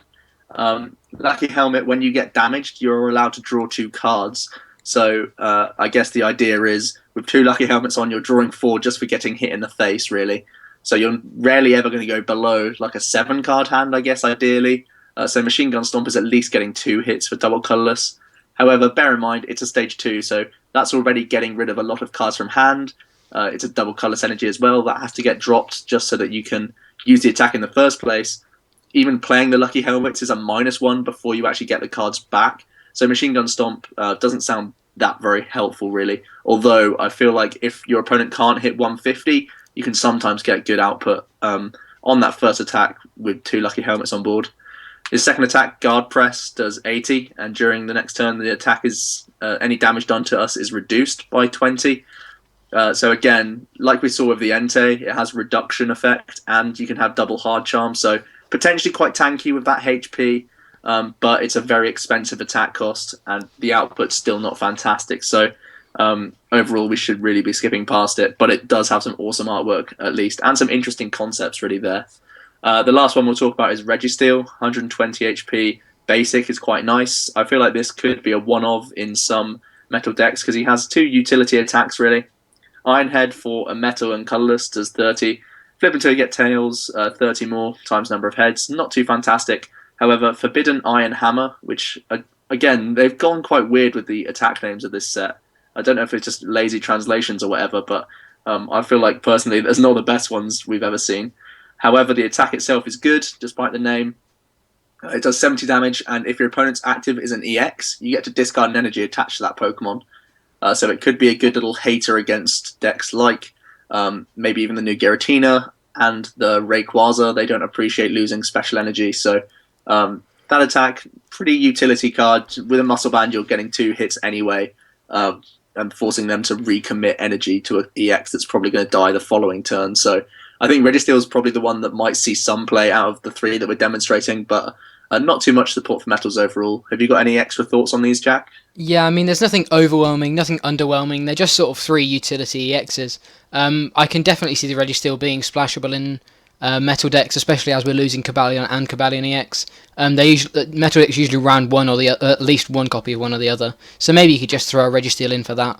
But there's nothing too amazing other than that Metagross's artwork. That artwork is insane. I love that. Next up, we have Whimsicott, heading into the fairy types. I believe this is the only fairy type we're actually going to talk about. Whimsicott, 70 HP, stage 1. For a single fairy energy, Windy Mischief, move all damage counters from one benched Pokemon to your opponent's active Pokemon. Not game-breaking, but could be paired with something like Wailord or Primal Groudon, as we've put up there. 2 very high HP Pokemon that can take a huge chunk, and then you can just throw up a Whimsicott and kill an active Mega. Just for 1 fairy energy. I feel like it's a niche concept, and it's nothing that is going to break the format, but it's definitely a really sort of fun thought playing Wailord Whimsicott, and just being able to take huge knockouts with this huge HP whale, and then throwing the damage counters from your Pokemon onto your opponent's Pokemon with Whimsicott, sort of healing and knocking out at the same time. Like I say, nothing hugely game-breaking because the opponent can control how much damage they deal to the Wailord, and they can sort of wait until they're able to do enough damage where they're not going to get knocked out by a Whimsicott, but are able to knock out the next turn. It's kind of situational, but definitely a really cool concept from Whimsicott, and maybe seen in some sort of rogue decks. Obviously, Primal Groudon, again, doesn't like being hit, but a lot of the time I feel like Primal Groudon is just in general a better attacker, and Whimsicott is just sort of a niche, maybe final 2 prizes or something. Nothing game-breaking, nothing overwhelming, but definitely a really cool concept, and one that I think people will try out with Wailord and Primal Groudon, just to see how much damage they can actually throw with this Windy Mischief attack. Yeah, I think it's more, I guess, potential rather than practical, because as soon as someone sees a Cottony, they're not going to attack into the Wailord or the Groudon until they can kill it, and until that point they can just Lysander and take the 1 prize each time. I guess because it's a stage 1 that just has 1 energy to attach, you can go Cottony, attach Wally, and then switch into something, so you can catch someone off, but even then you've caught them off guard for, I guess, just 2 prizes, if that's like the ideal situation. But like you say, there are times when the Wailord is going to be sat with, like 90 HP on it or something. It's not always going to have just 10 left. Ideally, like against Rayquaza, I guess that would be happening. So Whimsicott would be good there for 2 prizes, but from then on, your opponent's going to be very careful. So you can sort of catch someone off guard once, but if you fool them once, that's fine. But you're not going to take 6 prizes just by doing Windy Mischief, because people obviously will catch on to this and start killing the Whimsicots. So potentially, yeah, a finisher in Groudon. Annoyingly, it's a fairy energy, not just a colourless one. I think that would make the Whimsicott fairly playable, because then you can come in swinging for a non-EX and take, like 2 or 3 prizes off the Primal, which is really awesome. Because you move the counters, it's like a max potion effect. I think that's probably the more effective part of it, rather than just being a big output type thing. It's like a max potion for Groudon, which I think is something it really needs. However, as an actual, okay, let's just have 4 Wailord and then a 4/4 Whimsicott and take the 6 prizes that way, I think it's just not a practical assumption to make. Let's move on to Giratina. This is, in my opinion, along with Hooper, the best EXs that we have in the set. Giratina has, you can't really see because of the the way the picture was taken, but it's a 170 HP Dragon type, and I can't talk. So Jack, you carry on. Okay, Giratina, basically, I mentioned it earlier on with paired with Vileplume, which we've put up next to it. Giratina basically just is a super lock Pokemon. You have to expend a lot of resources to try and get this Pokemon into play. Obviously, with it being a Dragon type, it's got some serious energy requirement to be able to really pull off its sort of best combos. But overall, Giratina definitely can really lock down your opponent. His Renegade Pulse ability prevents all damage done to and effects done by opponent's Mega Pokemon, meaning that you can sort of really lock down your opponent if they're playing a Mega style deck. Because all of a sudden they have to work out how to beat you without using their Mega, which for a lot of decks playing Mega Pokemon is sort of their whole strategy, meaning that they're going to have to really think about how to deal 170 damage to Giratina overall. And then his attack, 2 for 2 colourless, 1 psychic and 1 grass, so a really weird energy cost, but it's a Dragon type, we kind of expect that nowadays. Chaos Wheel only does 100 damage, but it locks your opponent out of Pokemon Tool, Special Energy and Stadium cards during their next turn.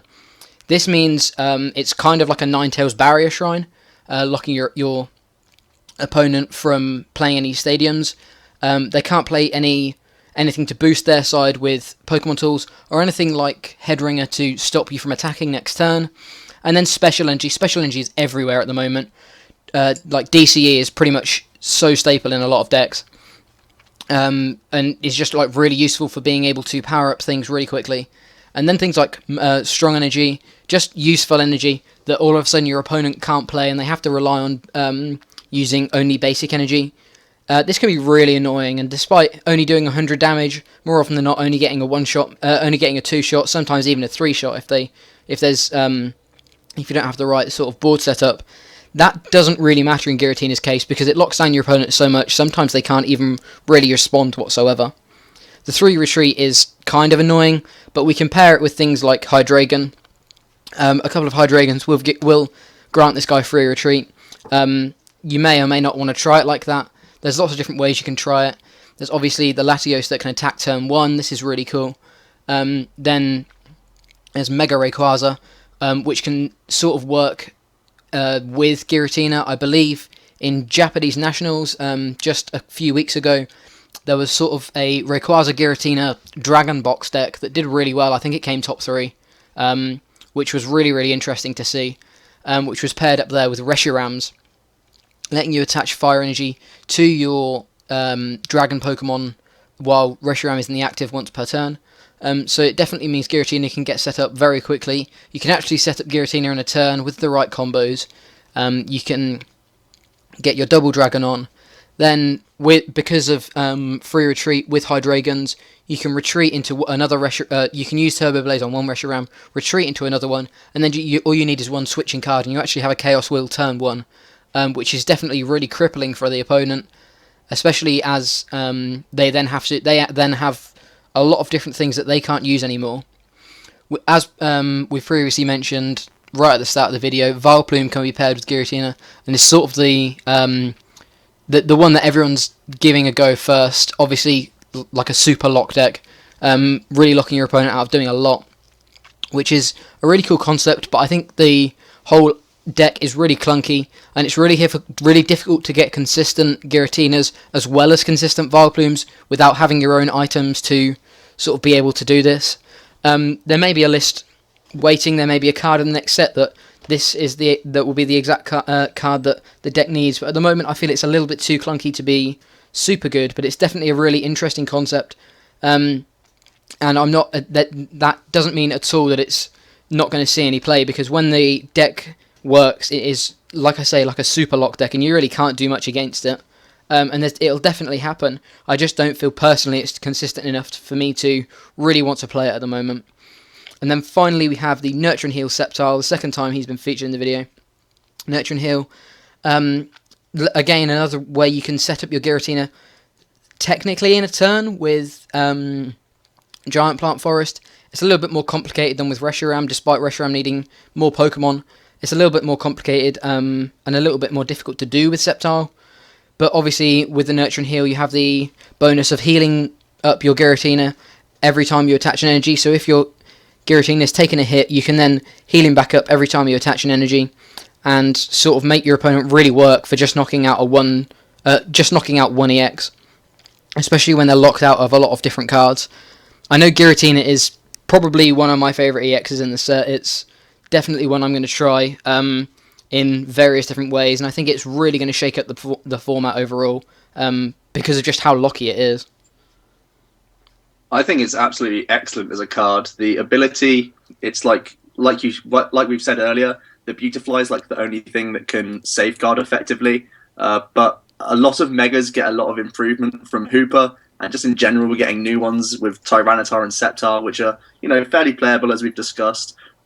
So this is very good at walling out those decks. Definitely thinking about the Tyranitar, it has horrible attacks as a non-Mega, and basically the only way around this is either go into the Mega and then commit yourself to saying, okay, I need to find a Hex Maniac to actually kill one of these guys, and then you force them to really, if they're going to take the 6 prizes, they need to Hex Maniac 3 times in the game, meaning they have to keep track of VS Seekers and this, that, and the other at the right time and everything. So I think the output is fine, enough to kill all of these stage 1 decks and keep up with prize trade.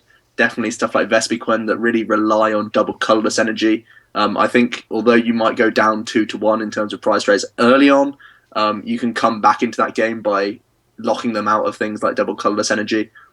I think the best way to play it personally that I've found so far is with the Turbo Blaze Reshiram, trying to get as quickly set up as possible, because it is essentially decent output in an attack, and it's almost like a Quaking Punch in the fact that you're stopping your opponent from playing probably up to not really a third of their deck like Toad might do, but we definitely cancel out very important elements of opponents' decks that pretty much is what our opponents will be making their decks around. Like, people make Rayquaza because you have DC accessibility so that you can get going in a turn, really. And all of these things just get shut off by Giratina. Matchup-wise, yeah, Tyranitar's good. Even stuff like Sceptile that doesn't really get too bothered about this stuff, because it can attack quite easily as the non-Mega for decent output. It's still not one-shotting this guy ever, so you can keep up the prize trade for the most part, and then you have other Dragon Techs to help you out. That's if you're playing Giratina as a full-on, full Giratina and then other support cards, but he can also just be, like we've seen, like you can put a 1 Suicune or 2 Suicune in Kyogre. The Mega Dragon Ray, although it's not seen much play at the moment, because of the amount of supporters and stuff we have at the moment, it's quite bad. It could lean towards a slightly slower format, and that's where Mega Rayquaza is a big powerhouse, and you can play like one Giratina in there as well, maybe even just to be sitting in the active for the opening turns to slow down like colorless Ray decks and stuff like that. So I think Giratina is absolutely fantastic. The attack and the ability together makes a very powerful combination. So let's move on to a couple of roguish Stage 2 cards. The Porygons over here. The Porygon Z on the left has a very interesting couple of attacks. The first one, for a single colorless energy, Cyber Crush, discarding all specials attached to each of your opponent's Pokemon. This could sound crazy, like, oh man, think of the potential I could get rid of 4 double colorless energies, but thinking realistically, you're never really going to discard more than 1 DC at a time unless you've caught them off guard. But if they see it's a Porygon-based deck, they're going to be a bit more careful than that. It's his second attack that interests me a bit more. It's a Slowing Beam for 3 colorless energy, doing 70. And during your opponent's next turn, their attack cost is 1 colorless energy more. So this is effectively a Headringer. You can, of course, also Headringer a lot of EX Pokemon. And then just use loads of cards. Maybe the Crawdonts could pair with Porygon Z, or maybe just the Hammers on their own, along with like 3 to 4 Headringers. You're just going to try and prevent your opponent from attacking the whole game. So, very interesting energy denial deck provided by this Porygon. Moving on to the other Porygon on the right this time. It has 130 HP as a stage 2. It's like pretty average, colorless Pokemon. It has the ancient trait Stop, which I don't think is too influential really. But it does have a couple of interesting attacks. The first one, Digital Reboot, is the main one I'm prioritizing here. It allows you to devolve as many of your bench Pokemon as many times as you like. So it's like the Claydol that we saw, but reverse. You're actually trying to devolve your own Pokemon this time, so that you can respam abilities. The one that springs to mind is, of course, the Bats. If you have a 4-4-4 Crobat line, you can technically get all of those Bats picked up again, so that you can start Golbatting and Crobatting the following turns. I don't think that's too strong, simply because things have such high HP and stuff. But Digital Reboot could be a crazy way of potentially getting a lot of damage counters back in the future. Definitely if you're like going to be a speed Crobat-based deck where you play not much energy at all and then just go for, like 5-6 energy so that you can sometimes skill dive and sometimes Digital Reboot. But then just have Bats, maybe a couple of Wobbuffet, and then like a 1-1-1 or a 2-2-2 counter the Porygon as like a sort of mid-game reset your board type situation, where you just try and use loads of ball search cards like Repeat Ball, Level Ball, Ultra Ball. All of these things could be used to get crazy counts of these Bats out early on, and then mid-game you reset your clock in terms of damage and carry on from there. It's something that Wobbuffet Bats has struggled with in the past. Against all these megas that are coming out, you just sort of run out of gas midway through the game, or at least after the first 4 prizes or so. You're really struggling for things, and Porygon can offer you that sort of comeback in the late game. So I don't think they're too playable. However, they are fairly interesting, and I want to see people play around with them a little bit, I'd like to think. Yeah, I really like the 2 Porygon Zs. I kind of think they work sort of well together as well. Digital Reboot, obviously, you can also pick up your own Crawdonts if you're going that route as well. So I think you could really dedicate a deck to Porygon Z and sort of really annoying your opponent. I really like the Porygons. I've always thought they're really quirky cards. They're like a lot of the things in the set. It's nothing game breaking, but it's definitely some really fun concepts that are definitely going to be played around with when the set's released. Next up, the final EX we're going to talk about that isn't technically a reprint is Lugia EX. Lugia EX basic 170 HP colourless, and very reminiscent of Mewtwo back in the day.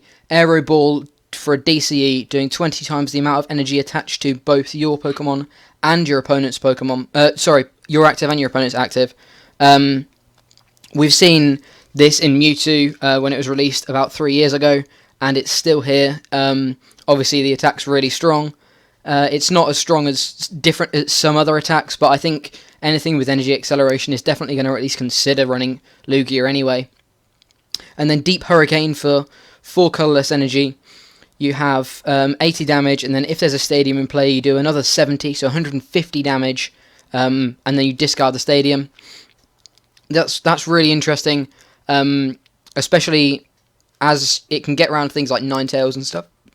You can really sort of annoy your opponent if they've put in their Ninetales to stop you from getting your own stadiums. You can then Deep Hurricane through their Ninetales, and they can't even put their own stadium back, which can be kind of annoying, depending on what type of deck they're playing. As you can see, obviously Altaria is a really good card with Lugia, especially as Jolteon is about, and Mega Manectric too, well, Manectric and Mega Manectric. Altaria basically is just really good for giving Lugia no weakness. It's just a really, really interesting card, and I think it can definitely be sort of splashed in a lot of different decks. We've got Bronzong and Mega Manectric, which are both decks that have a lot of energy acceleration. You can build up Lugias relatively quickly, and again, the same with Mega Sceptile. You can build them up really quickly, so you're getting big aero ball value. And then if people are starting to bring out their megas, you can then deep hurricane for huge chunks of damage, often getting rid of their stadium, because neither Bronzong nor Mega Manectric really has to have a stadium out to do well. Bronzong likes Steel Shelter, Mega Manectric likes Rough Seas, but neither of them are dead set to pull off their strategy, unlike things like Skyfield for Mega Ray and Raichu. So you're more often than not going to be annoying your opponent rather than annoying yourself with Deep Hurricane. And then it can kind of work well with Seismitoad as well. Obviously, another big hitter. I really like Lugia. I didn't when it was first announced, I was kind of annoyed that we still had technically a Mewtwo EX, but I think this one is despite them having the exact same first attack, I really think this one's quite different, just because the second attack is so much better than Mewtwo's second attack, and in some cases, Deep Hurricane is just going to be so much better than Aero Ball overall. So yeah, I'm kind of glad we've got Lugia in the format, just as another sort of big hitter that you have to sort of stack yourself and put a lot of risk into your opponent maybe being able to get rid of all of your energy in one turn. But if you are willing to stack up this Lugia with a lot of energy, you can hit some serious numbers with Aero Ball and really sort of annoy your opponent and come in with knockouts from absolutely nowhere.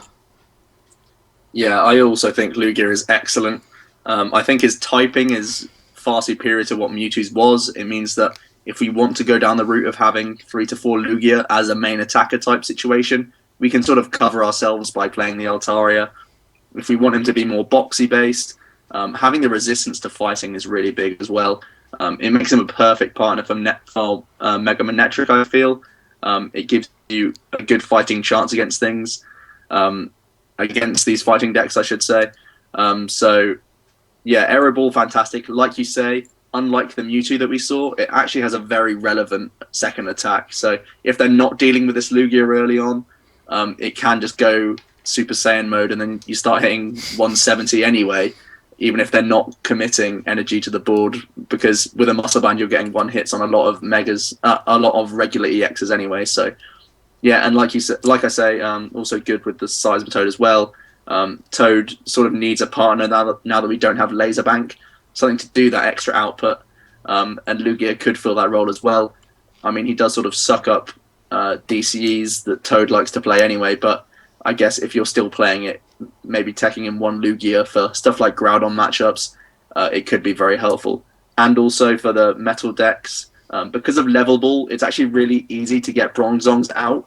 I feel like this is a big improvement for Bronzong.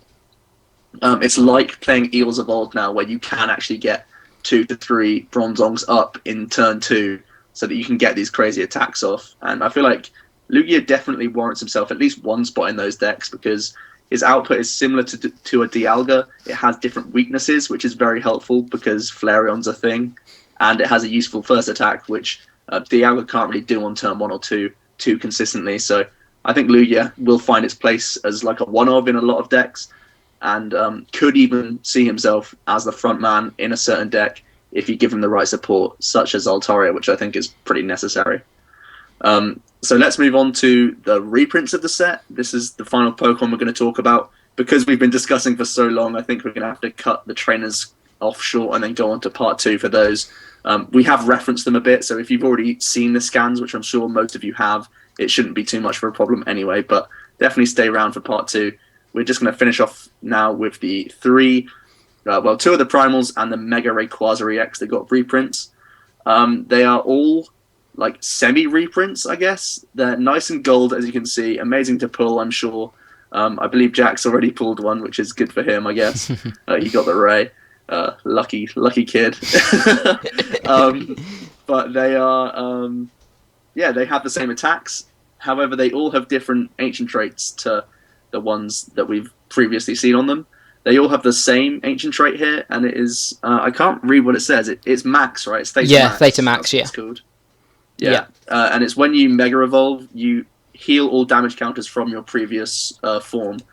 And I really don't see this being too helpful for many reasons. For Mega Rayquaza, I feel like I would never want to play more than one, because you want the speed element so much. And it's rarely ever relevant that a normal Rayquaza has been damaged anyway, really, because they're focused on killing the Mega so much, because that's the threat on the board at the time, and that's pretty much how Rayquaza plays. So probably not in Rayquaza. In Groudon, it's so important to have that Omega barrier. Maybe because Laserbank's gone, I could see Groudon somewhat using this. Maybe a one-up again. I don't think ever it's going to be just flat out, I am playing this nice gold one over the ones we have currently. Primal Kyogre as well, it already has an element of healing, so I don't know how relevant that is, and his attack cost is just too much if you don't have the alpha growth. So I think Theta Max is sort of outclassed in each individual category for these guys. So I think it's more sort of glitz and glam, and for collectors rather than I need to pick up 4 of these new Groudons because they outclass the old one. Yeah, I mean, these cards. I'm kind of on one side. I'm kind of glad they're not reprints, because I've never really been keen on reprinting good cards in a gold secret rare fashion, because I think it's just an immediate like cash grab style thing. So I'm kind of glad they're new, but I'm kind of glad they're not super good either, because you don't have to buy 4 of these. I know it's not been confirmed whether they're normal, whether they have the normal pull rates or whether they're secret rares. But even so, these are going to be expensive cards. They're golden, so they're definitely going to be expensive. So I'm kind of glad they're not game breaking and they're only possibly one-offs at best. I feel like all of the ancient traits generally out favor these Theta Max ones. Primal Kyogre, I think, is the worst of the 3, just because the alpha growth is so good on Primal Kyogre. Being able to set up Tidal Storm in 2 turns is insane. The Delta Evolution on Mega Rayquaza, that's where I could possibly see perhaps some people playing one of, because later on in the game, once you've gone for the turn 1, you can happily bench your Rayquaza and then evolve it the next turn, meaning that the Delta Evolution was completely sort of irrelevant. But again, like Joe said, you're not really going to have a normal Rayquaza in the active anyway, because normal Rayquaza's attacks aren't all that great, to be honest. And then the same with Primal Groudon. If you've got a Groudon with damage on it already, you're more often than not playing Groudon right, because the idea is to get up Primal Groudon and avoid as much damage as possible just through a Mega Barrier.